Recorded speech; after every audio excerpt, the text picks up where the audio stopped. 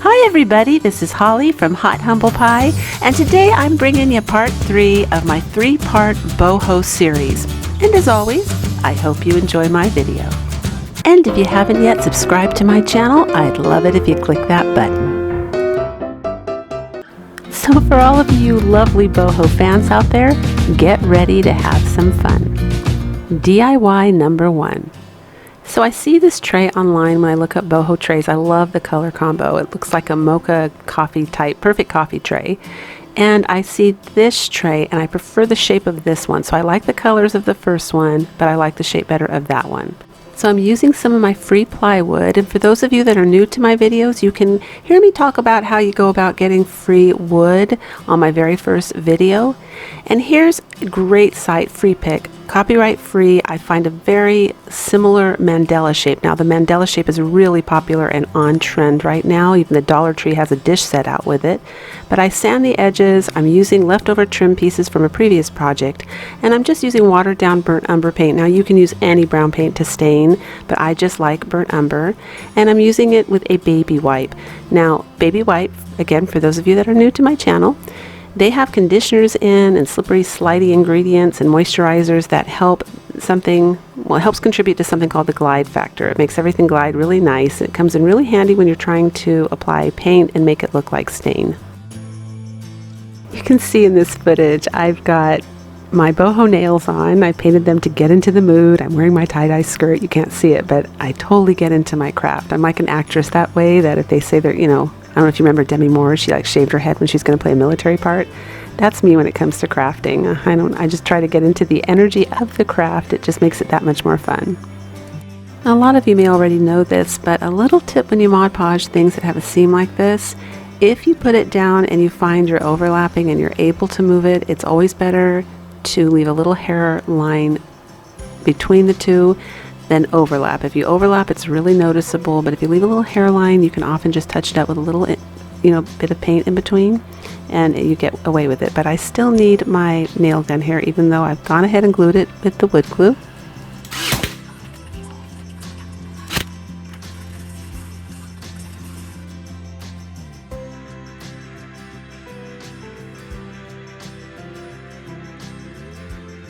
Very hot where I live, so you see my skirt blowing around with the fan in the room there. I've got the fan going.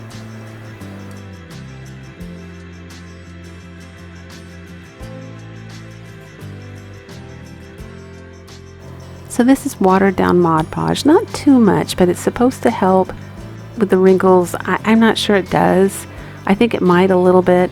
I rarely use Mod Podge in its full state because I find it's really thick and it either pulls the paint that I've painted, probably because I don't wait long enough for my paint to dry usually, and it disrupts the layer of paint underneath. So I try to make it so it's a little more slippery and slidey. But here I'm going to go ahead and press it down, and you'll see me grab a piece of plastic film that's just from a wrapper of a craft item or something that I had opened that I had in the room, and that works just fine. You can use saran wrap, you can use page covers like those things from notebooks, anything that's plastic. In fact, those page covers are really good because it's a thick film that you can actually wipe off and wash again. But I'm using just this, any plastic film. To me, is still the best way to get all the wrinkles out. And you can see that I'm lightly distressing the edge there, but I actually used my electric sander on this, my Ryobi. I took it outside and really roughed it up and distressed it. And I am putting a very generous, a very thick coat of 100% not watered down Mod Podge. You can actually see me pouring it out of the bottle here. I do that on anything that I know is going to get a lot of traffic and a lot of use because it does need that extra protective barrier.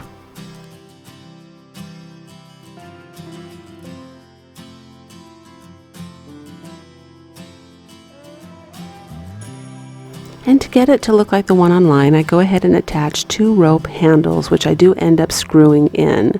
And here it is, the final result. And of course, I love this, you guys. It's hard not to. It's a solid wood tray. It's absolutely free. It's got the ever popular mandala shape on it, which is so hot with boho right now.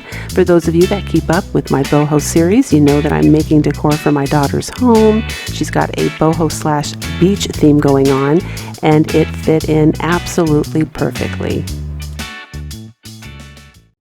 DIY number 2. Now, a lot of you recognize those two bottles from the Dollar Tree. One of them is from the 99-cent only store.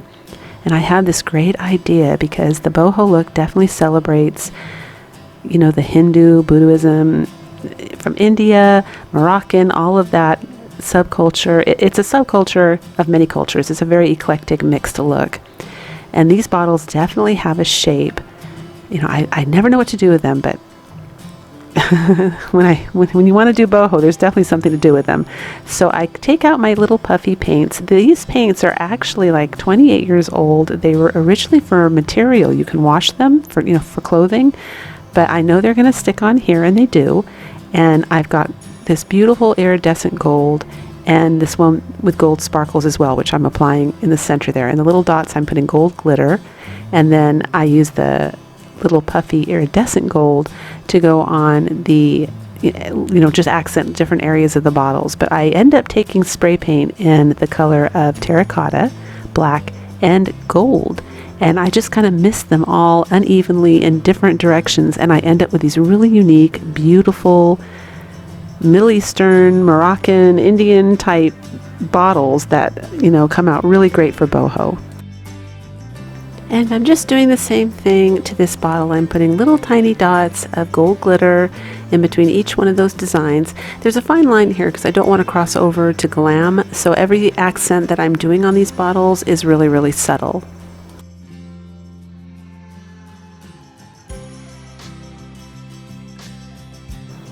I take an iridescent gold pen and a black Sharpie, and I just highlight everywhere that there's a 3D design to give it more texture and dimension.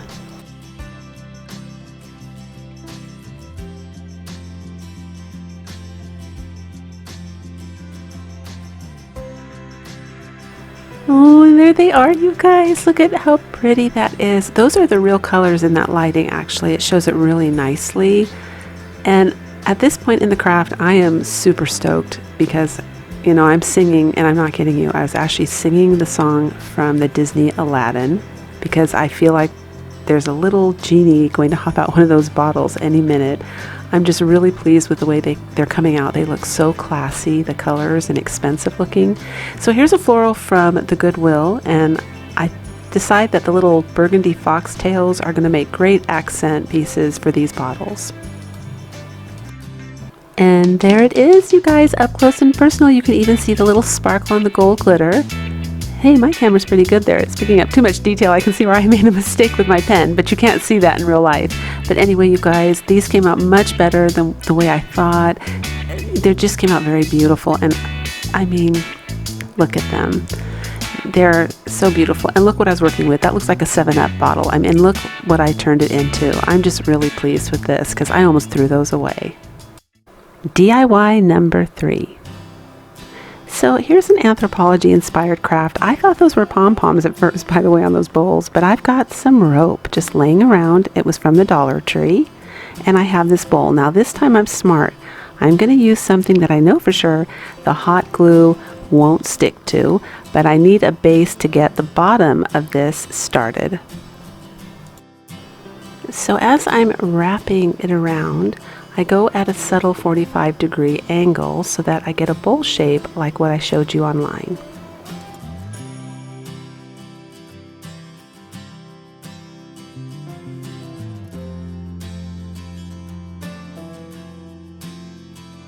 And now I'm just giving my bowl one coat of my Holly Humble chalk paint. If you're interested in how to make your own DIY cheap chalk paint, you'll find the video at the end of this video as well as in my description box.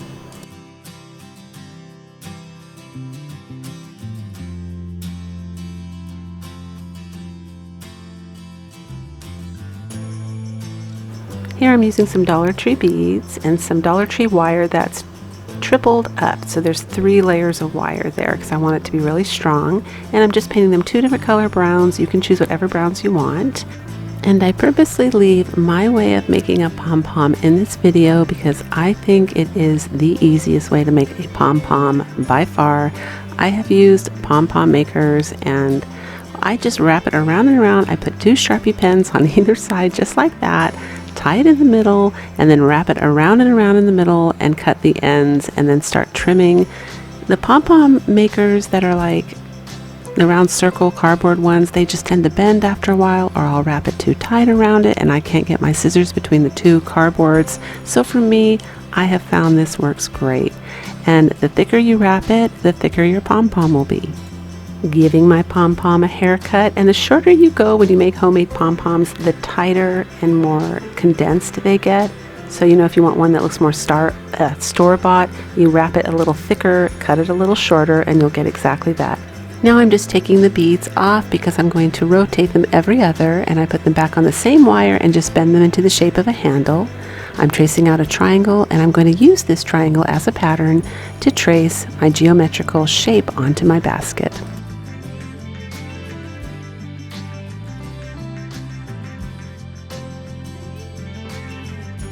I'm just using the color Chocolate Sprinkle from Apple Barrel Paint to paint mine, but you can use any brown color. You can use any color you want if you make one of these baskets. It was a lot of fun, and I'm covering about 1/4 of the bottom with the paint as well.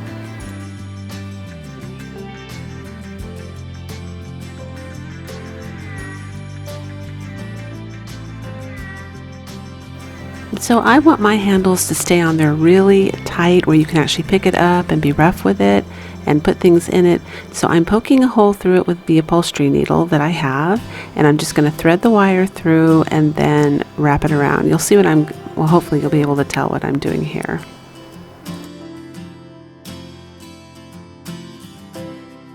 I also purposely placed the bead right where the last rope ended there because there's usually a little ledge. I cut it down at an angle and bent it, but the way I put the handles on completely hides where the basket ends. Using hot glue, I glue both pom-poms on either side evenly.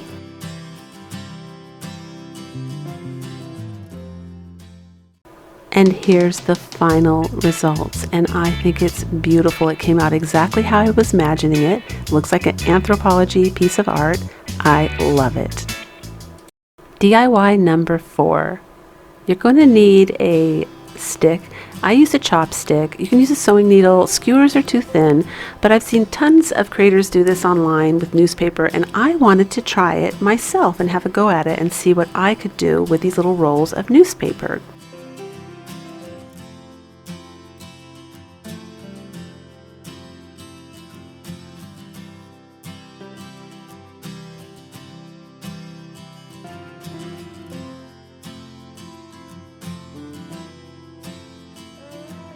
I'm covering it now with masking tape. This is something I've been doing since the 1990s when I couldn't get something to stick because masking tape was really cheap, but I've seen other creators use duct tape. Use whatever you're comfortable with. Masking tape, because it's cheap, it kind of melts with the heat of the glue and makes it more like sticky and hardcore. To me, it makes it stick more to the metal or the glass or whatever you're putting on. But I wrap the whole can up with this newspaper, and I do the top layers. You can see I do the rim. I go up a little bit, and I do about 2 or 3 layers of paper up at the rim to give it a little rim. And then I make a little tassel. I'm not going to show you guys how to do tassels because there's plenty of videos on that. And I paint it with white chalk paint. After I paint it with white chalk paint to cover all the newspaper print, I put on a watered down khaki from Apple Barrel, and then I wipe it off. And I'm just using Kleenex here. I'm actually not using a baby wipe, and look at the results. I actually love that. It looks like, well, it ends up looking like and feeling like leather, just like your car seat. I thought it was going to be hard as a rock like my other boho craft because I use half polyacrylic and half Mod Podge, but nope, totally a different result when you put it on newspaper. It makes it feel like leather. And here I'm using the Dollar Tree beads, of course, and I'm painting them a color because I want a little bit of decor around. This is supposed to match my daughter's little boho decor. She's using it for a remote control. That's what she asked for, or somewhere to put her phone chargers, just out of sight and out of mind. And I had some extra material here, just gluing it in there to give it a nice, inside part so that things don't get scratched or bumped around. And it looks prettier too.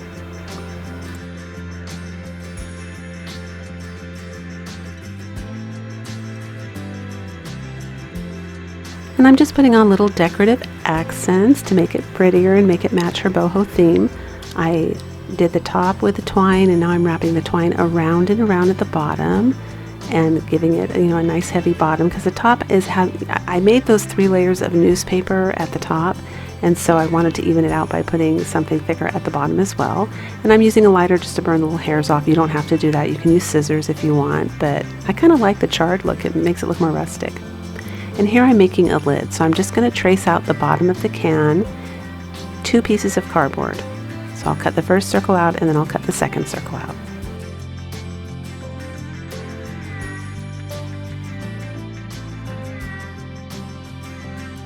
I used 4 of the wooden towering blocks from the Dollar Tree to help make the lid heavy and to make it, you know, higher in height.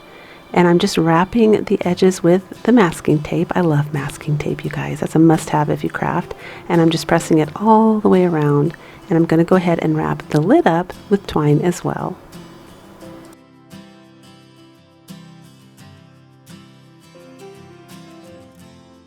So if you decide to embark on this craft, a couple things I would do differently. I would wrap the entire container up with 3 layers of newspaper to make it much wider and thicker, you know, a thicker, bigger cylinder shape, so it looks like something store-bought rather than a can, because I think mine was still a little detectable that it was a can. I'm not sure. And I should have used the same size twine to wrap the edge of the lid. It makes it a little top heavy, so if you do it, make sure you stay in the same theme of twine. I might take it, I haven't given this to her yet, I might take it and put the thicker nautical rope on the bottom of it halfway up just to get it to match a little better. I'm not sure. She told me she's probably not going to use the lid though, because she's going to be using it for her remote control, so it's just going to be sitting open. But if you decide to make it, those are my tips for the day. And here's a wine cork. I'm just staining the wine cork with a little bit of black paint and burnt umber mixed, and I'm going to hot glue it on the top. And here's the final result. And I even put a remote control in there so you guys can get a visual. And that's what it looks like with the lid. And that's it. DIY number 5. So I see these images online when I'm looking around for hardcore boho home decor. It's the mandala shape again, and it's got sacred meaning in Buddhism and Hinduism if you read up on it. But I know I have something in my house that I can use, and this is the item that stalled this video 3.5 weeks, because my goal is to make this stiff as a board. So I start out with spray starch, I saturate it, I empty the whole can, it's not stiff enough. I end up having to order glue all, Elmer's glue all from Amazon. I have to wait 5 days for that, and then when I sponge it on, and I water it down just a little bit so I can sponge it on, I sponge it on 2 times, and I have to let it dry each time 2 days on each side. So it takes a total of 3.5 weeks for this craft to dry and, you know, to be ready. In 2003, I go on eBay and I look for crochet tablecloths like this. So I'm showing you they're still here today, and they're still dirt cheap. I got a set of 3 for $26, but one of them in the set was pink, and I knew I wasn't going to use the pink one, and it's just been sitting in my linen closet ever since. The other 2, I used 90% of them. I took, you know, it's a circle, and I cut off in a radius of a circle shape about the last 8 inches, and it was a white one and a cream one, and I sewed that onto a short slip so that when I wore mini skirts, I had about 5 inches of this awesome crochet hanging out. It was so sexy. I'd wear it with cowboy boots. I still wear the outfit sometimes, but it double paid off, because when the wind blew, I didn't have to worry about my panties showing, and you saw this amazing designer crochet like skirt underneath. So that's what I used them for. You know, that was the purpose and the appreciation. This one, I had no idea how to appreciate it.